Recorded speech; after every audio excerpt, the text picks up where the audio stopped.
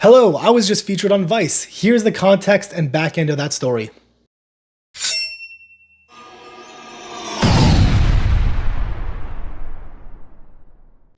So for those of you who just watched my channel, you might have known that recently I was featured on Vice, which is a very well-known news site that's not always very much on the side of the kind of political spectrum that I'm on. So when it comes to firearms, when it comes to Judaism, they're not always going to be presenting us in the greatest light ever. So for that reason, I wanted to kind of put a more context-based video and kind of respond to a lot of the comments and questions that people had in that video to see if we're able to kind of clear a little bit of the things up and hopefully get people a little bit more educated in regards to what happened on the back end. So I'm going to put myself in the corner, we're going to open up the video, and we're going to go through it together. Before we get to that though, I want to respond to some of the comments that are not specifically related to any individual part of the video, but just comments that were given in general that I thought were either absolutely hilarious or I think are worth mentioning and giving context to before we begin.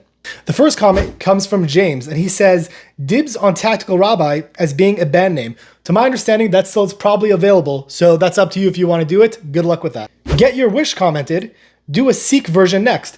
I would actually love, if anyone knows a tactical Sikh who's involved in the firearms world and wants to do a video, I would absolutely love to meet that guy. For some reason, it seems like a lot of people think that just because I'm Jewish, I wouldn't want to be able to train with people from other groups or religions. We had a lot of guys, including priests, that have come to courses before, and I think they're awesome dudes, and I love the fact that they're taking the Second Amendment seriously, and more importantly, taking the safety of their organization or their group seriously. So whether you're a Muslim, whether you're a Sikh, whether you're any ethnic group, I think it's a very awesome thing that we're taking the Second Amendment seriously and are trying to do better in helping our communities. Slug says, bro is a new Call of Duty kill streak. Deploy the Tactical Rabbi. I don't know if they're going to be reaching out to me for that, but I am not necessarily against that option. Jake said, G.I. Jew would have been much better. I did not think about it at the time, and also I feel like there might be a copywritten adjustment to that I'm not aware with, but I'll keep that in mind. Comment below which one do you think would have been better. Lester says, I would love to take lessons from the Tactical Rabbi. Even if you're not able to come to me specifically in person to do a live fire training class, I do offer online training that's always available. It goes through a full curriculum of information that's all based on simple fundamentals. So whether you're a person who doesn't own a gun yet at all, we have a course called Firearms 101. If you just got your pistol or just got your rifle, we have Tactical Pistol and Tactical Rifle that are both fully available online that you're able to watch. We have a lot of amazing students who are going through it right now, all who've been enjoying it a lot. If you have any questions on it, you can feel free to leave a comment or reach out to us. And I think that's a very great place to start. Now for a more serious comment, he writes, how about the synagogues that they don't want to have guns?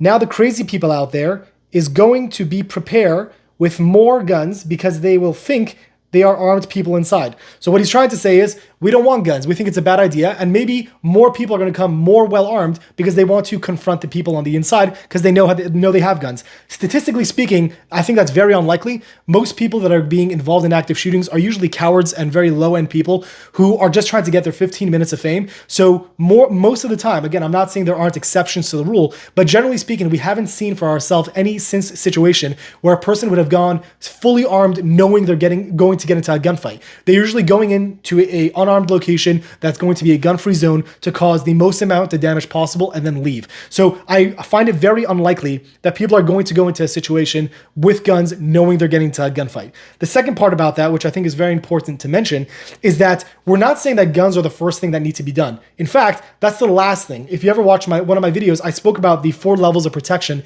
every facility needs to have before ever getting to a situation where you pull a gun. The very rough overview on that is deterrence, early warning, fortification, and confrontation. The last step is confrontation, which means all the money and resources should really be put into the first 3 steps to avoid ever needing to get into a situation where a gun is drawn. So you are correct. We're not saying that guns are the most important thing here. We're saying that there are other things that need to be done first. However, since the time of pulling out a gun is a very scary time, we really want people to be well-trained and proficient in being able to use it so that the situation wouldn't get even worse after that point. So just kind of giving you a little bit more context in that area.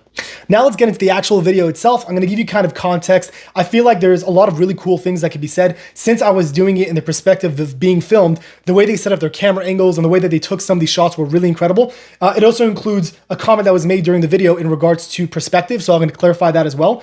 But let's just go through it and I'll try to give you a little bit more context in regards to the back end of what happened that day. The job of every Jew is to continuously illuminate the world. Illuminating the world can be done in many ways. It can be done through prayer, it can be done through act of kindness, and it's also done through act of responsibility. attack. The way they edited this video was absolutely incredible. Huge props to the guys who did the audio and the editing in the back end, because you could see how the music is synced with the way the gunshot fires. They did an incredible job when it came to editing. I think a lot of the comments, even if they were very against who I am as a person and what I'm doing, a lot of people will pretty much all agree it was incredibly edited and very well done. Shout out to Justin, James, and Andy. Really amazing team from Vice. Awesome dudes, and they did a really excellent job. The rabbi has a passion for security. He utilized it to bring light to many synagogues. Eyes and ears! The concept of a rabbi being hyperactive in the gun community is not something that's often heard of. So another comment that I saw throughout this time was people were saying that I've heard of a lot of rabbis or a lot of people that are going to be Jewish and armed, and they just refer to Israel as being a context. First of all, I was born and raised in California. I have no formal association to Israel, but that's kind of one of those things that people say like, oh, you're Jewish equals Israel equals you're a bad person equals this is this. And like, these are all the reasons why, which is very stupid and very racist, honestly. But here's kind of an example of me being a regular American dude who happens to be a rabbi. I got rabbinically ordained. I think you might be able to see it. It's over there on the wall. But it was kind of a really cool thing for me to be able to present. And even throughout this video, a lot of people were saying that they've never actually seen this. So in my experience, it wasn't very common when I told people what I do for a living, that they'd be like, oh yeah, I've heard of that before. That makes sense. So that's just another thing to point out. Anti-Semitism is on the rise. The climate is always either hotter or colder, but it always comes back to a point where it's hot. Reload, fast, fast, fast. Having people in the synagogue carry firearms is a debate. One of the most mistaught verses of the Bible is thou shalt not kill. And that's not the actual translation. It's thou shalt not murder. Judaism has a very specific set of rules. If it comes to a point where it's us or them, and we feel like we're going to get killed, you have an obligation to protect those around you, and you're allowed to kill.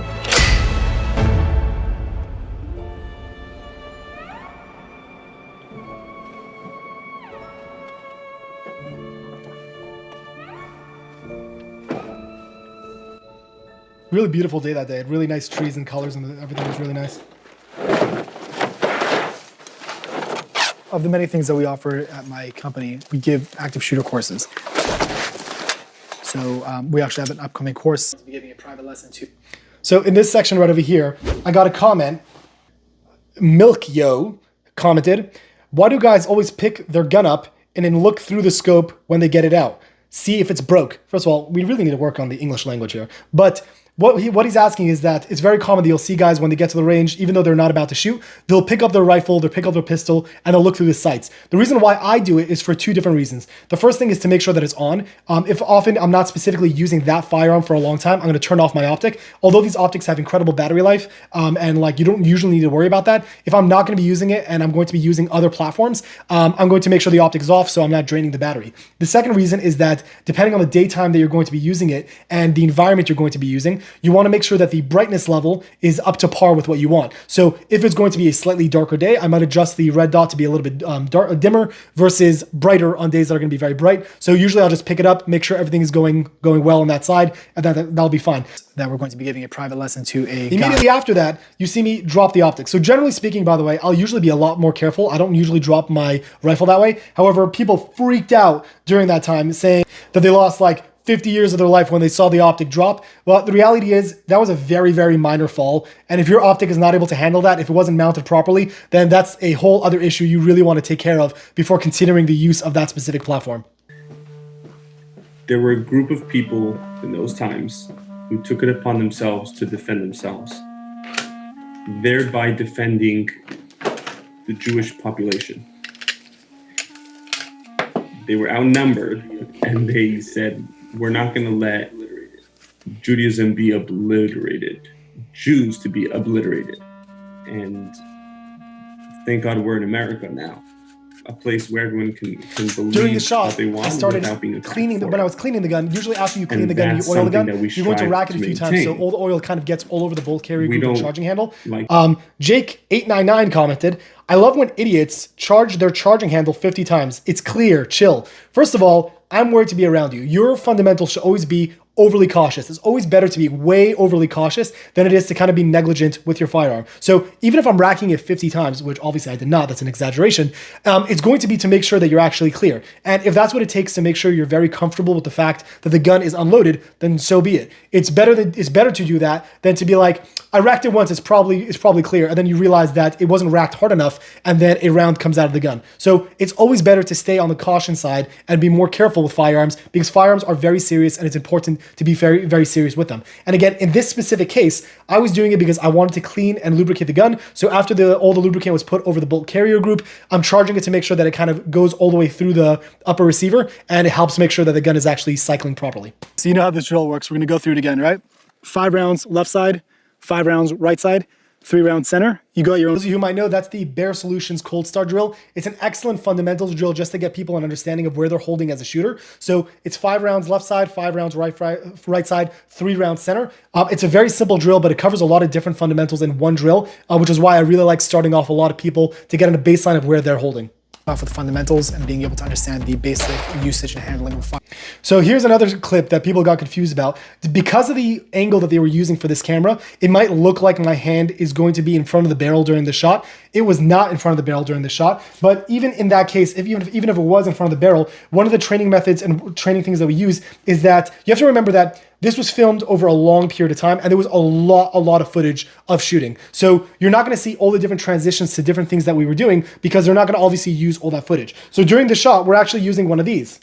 Not a real gun. It is a training pistol that we use. So even if my hand were to go in front of the barrel, it wouldn't be dangerous in any way. At the same time, you should treat it like a firearm and you shouldn't put your hand in front of it. That was obviously just a demo. In order to keep my fundamentals the same, I will treat this like a real gun. But again, during the shot, you're not going to see all the transitions between training tools and training aids that we're using and real firearms throughout that process. In either case, I'm pretty confident it was only because of the angle that it looks like my hand was in front of the barrel, when in fact it was not actually. Firearm, all the way escalating to being within an active shooting and being within an environment that you're being shoved around or you're being pushed around. Your stance is very important because if we're talking about dealing with an active shooting, you're gonna get hit by someone or something.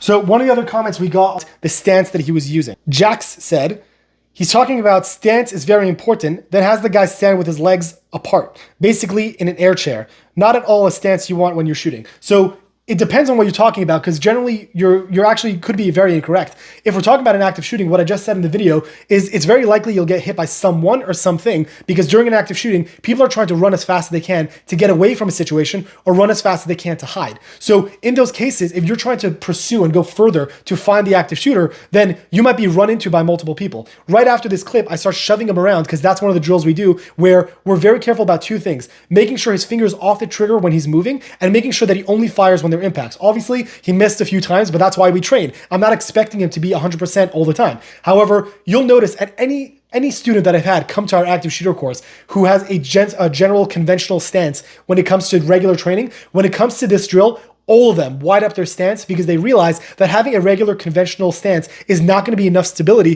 to get pushed over. So obviously the wider you go, the more stability you have, but you want to have enough width where it's able to still be mobile, but also not enough that you'll be able to get knocked over when you're doing the drill. Threat. Guarantee impact zone. Reload, reload, reload. Fast, fast, fast. Guarantee impacts only. So you see, during some of these shots, he actually missed, and I kept yelling, guarantee impacts only.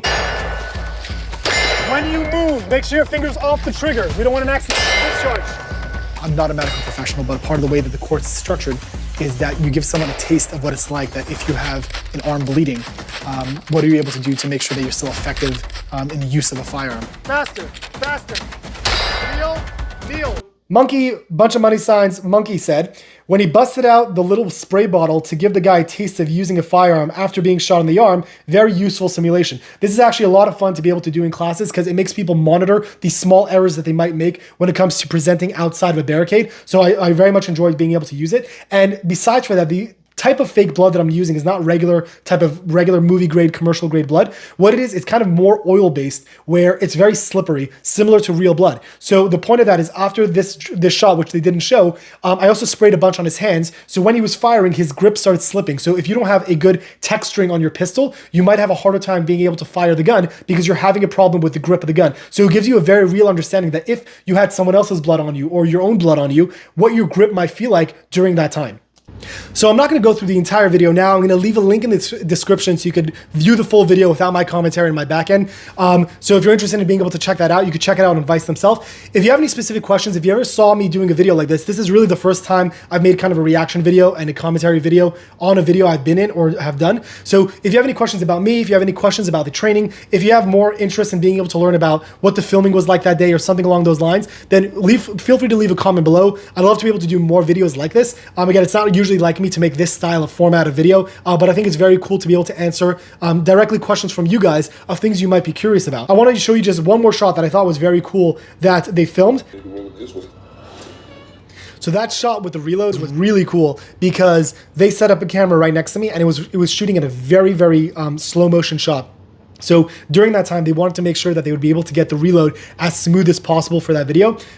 So we were standing around for maybe 10 minutes waiting for me to come into frame because I ran up to the barricade and then started performing the reload. So it was really cool to see, like, once we actually saw the shot, because we were just waiting for it to happen, it was very cool to be able to see that. And then this final shot, we set up a camera on top of the berm at the gun range and they were aiming it downward. So they were able to see me walking towards the camera and getting those shots. Again, obviously there was no one in front of the camera, but it was also a very cool shot to see them play out when they actually filmed it. Thank you again for getting to the end of the video. If you got to the end of the video, I really appreciate it. So I thank you guys for being able to be a part of this. Again, if you have any questions or something more you'd like to be able to learn about, feel free to leave a comment below and I'll see what I'm able to do in regards to putting out a video specifically for you guys. And I appreciate it again. I really also want to thank all the new subscribers that we have to the channel. It's a huge thing for me to be able to get this huge amount of subscribers to the channel, and it's not something I'm very much used to. So again, thank you guys for being a part of this, and I look forward to seeing you guys in the next video. This is Raziel Cohen with ndftraining.com. Thank you for watching.